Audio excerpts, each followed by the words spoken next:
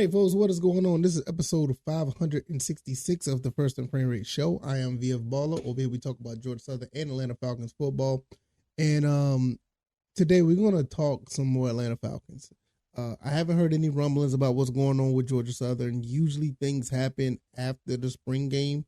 Still haven't heard anything, so no news is good news. I'm just going to leave it at that for right now. If something comes up, we definitely will discuss it. But nevertheless, we're going to talk Atlanta Falcons. And they just had a press conference about the draft, the pre-draft press conference. I want to give you my thoughts and opinions on that. And I want to tell you guys right now, man, I think we have a really good situation here with Terry Fontenot and Arthur Smith. I mean, you're going into year 3. You saw what happened the first 2 years, and people could kind of hold those 2 years against them. But now they have enough room to have cap space, and they signed a lot of players. And this draft is really like it's going to be it's definitely going to be a game changing draft because of the fact that not only with the guys that you brought in, you also have the guys that that are going to be a part of this draft and how it's going to make up the team and the vision that these guys really wanted.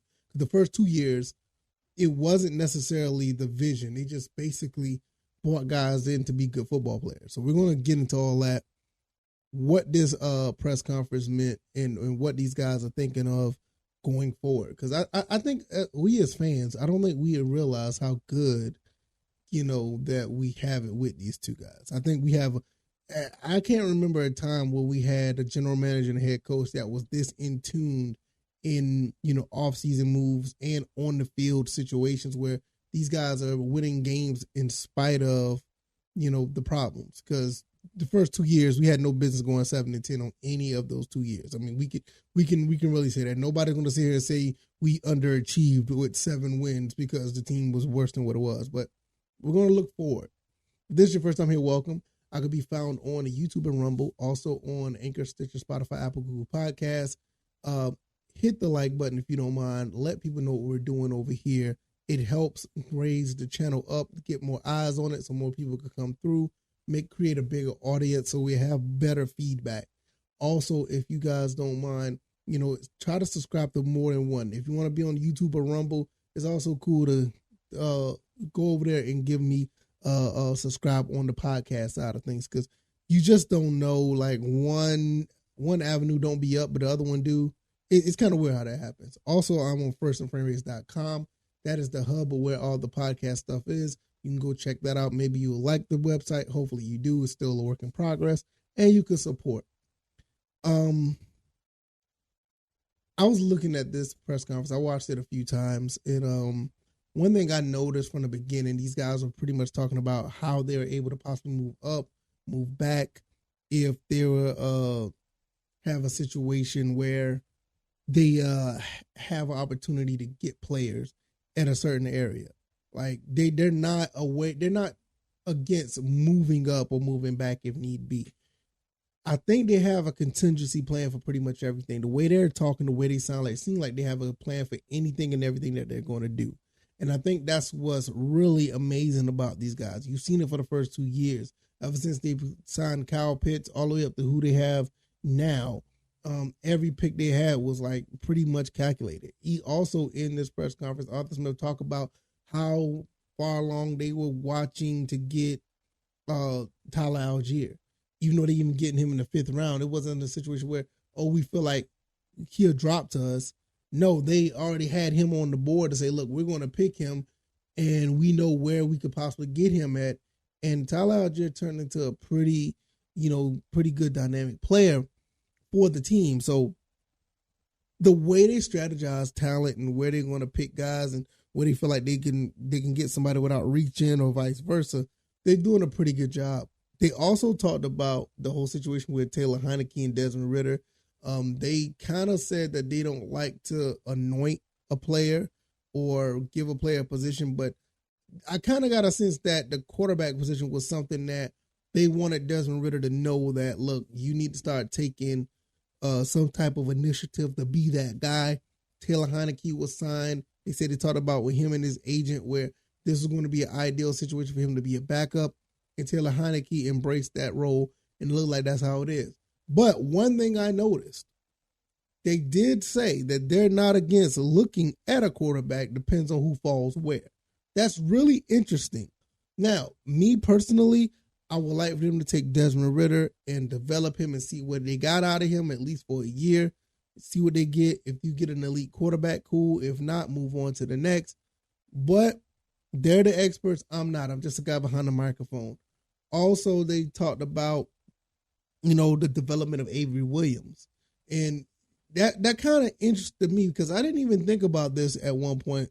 Because, we got Tyler Algier. We got to realize Avery Williams is he's listed as a running back on his team.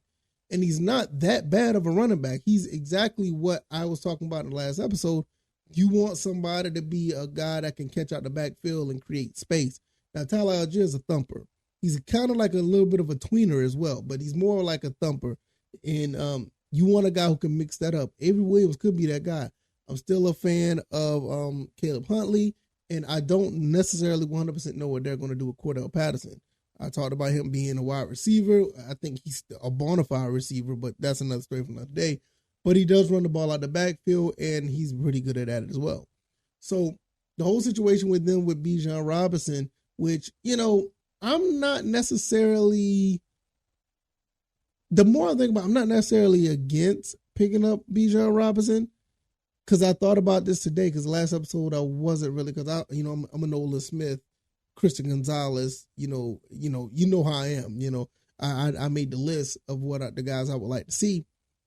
But one thing I didn't even think about, that Bijan Robinson can play the slot and catch out the backfield. That is very interesting. So that's something to keep in mind right there.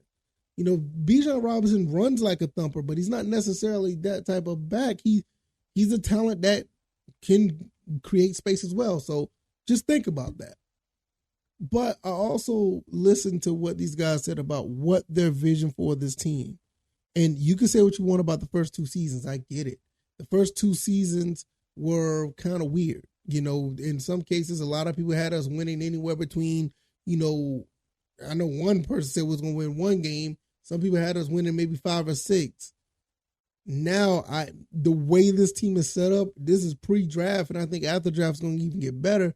And once they get down to the 53-man roster, you're really going to know what you got.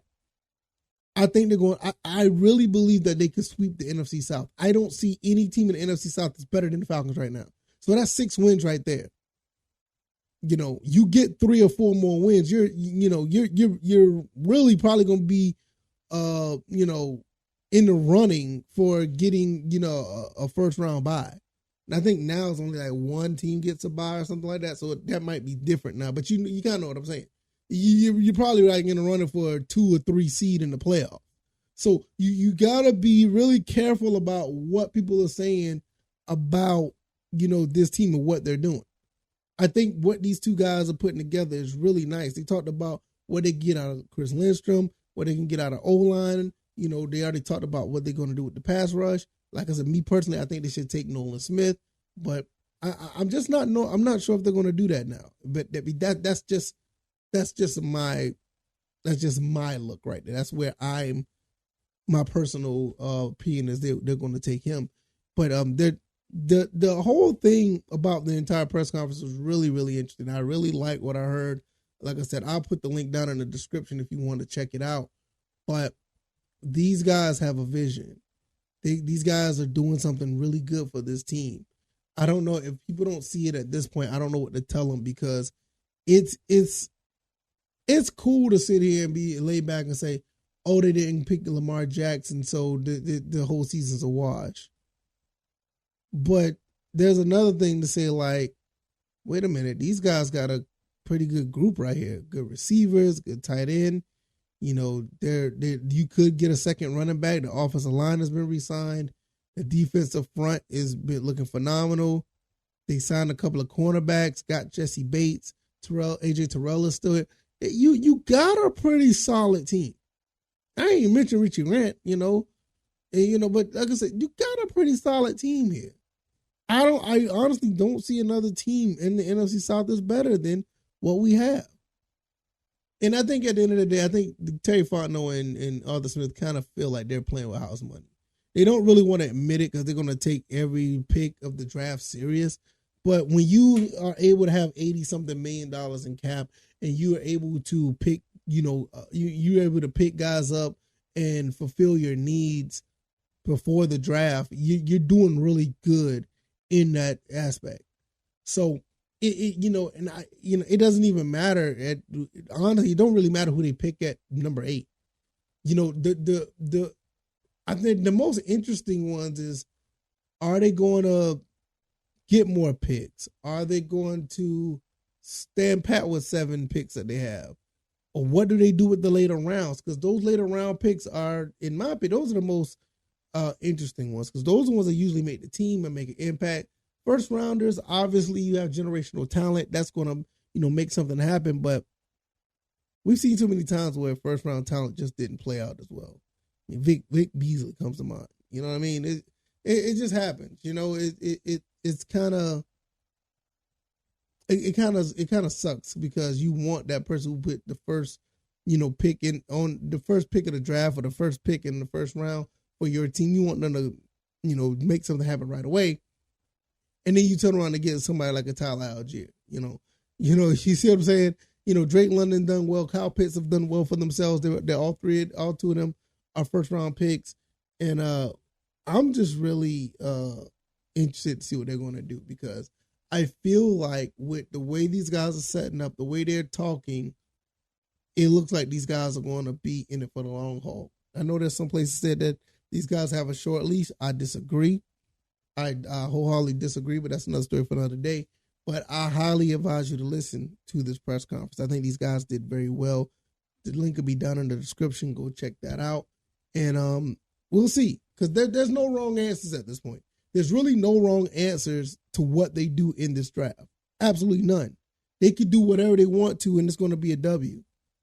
Unless if you reach for somebody that's an undrafted free agent, you pick them in the first or second round or whatever. It's something like that. That's weird. But these guys got a good head on their shoulder. They know what they're going to do, and it's refreshing to see. It's good to see guys that are actually talking football, about football, and not trying to get you in cap hell to win games. These guys are actually doing it the right way, and it should be applauded. We're going to see how this all plays out down the road. The draft is coming up in a couple of days. Can't wait to see how that plays out. And it's going to be awesome. If you like this commentary, hit the like button, share this podcast, subscribe to the channel if you haven't already. Let me know what you guys think about the pre-draft press conference. You think these guys are talking a good game if you saw it? If you didn't see it, the link will be down in the description. I can be found on YouTube and Rumble, also on Spotify, Stitcher, Apple, Google Podcasts. Where do I stand on this? I think this is a phenomenal thing, and I think we got some good guys in the front office, and it's going to be really interesting. Anybody that they pick is going to be a good pick. There's not going to be a bad pick based on what I know what these guys have been doing. And to be honest with you, if you look at this entire situation since these guys been here for the last going on 3 years now, they whiffed on one pick, in my opinion. And that was Jalen Mayfield. That was the only pick they really whiffed on. All the other ones seem like these guys are contributors, are pretty solid. So I'm going to get up out of here. Hopefully you guys enjoyed this episode. I will see you guys on the next one. Y'all enjoy the rest of your evening. Y'all take it easy, and y'all be blessed. Peace.